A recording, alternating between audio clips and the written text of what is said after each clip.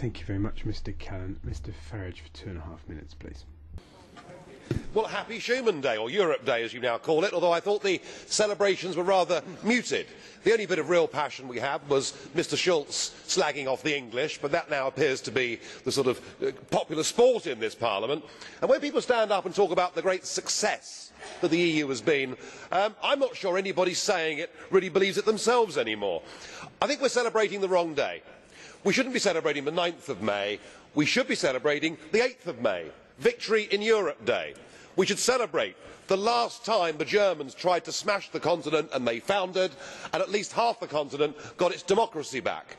What we're celebrating on the 9th of May is another attempt, through different means, to smash democracy across Europe.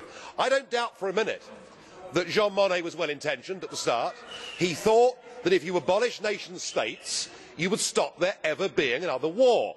He didn't at the time, of course, have the benefit of seeing that theory as it played out in Yugoslavia.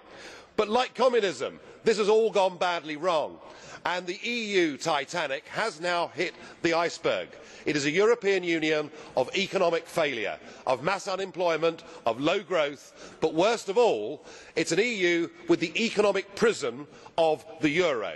And this now poses huge dangers to the continent. We face the prospect of mass civil unrest, possibly even revolution, in some countries that are being driven into total and utter desperation. But there is perhaps an opportunity, there is perhaps some good news, that now a democratic rebellion has begun. It began in Finland last year, with the True Finns getting nearly 20% of the vote. And we're seeing in country after country new political movements on the right and the left making big scores. But that may not all be good news, because in Greece what we saw last Sunday was rather reminiscent of the German election of 1932.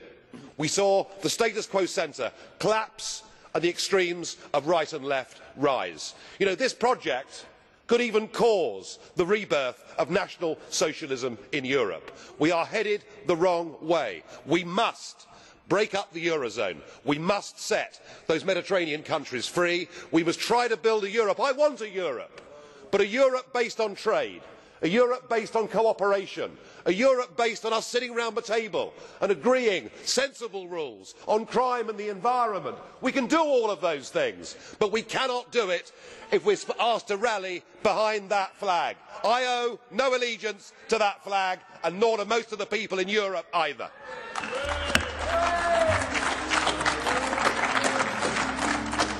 Vielen Dank, Herr Kollege Farage.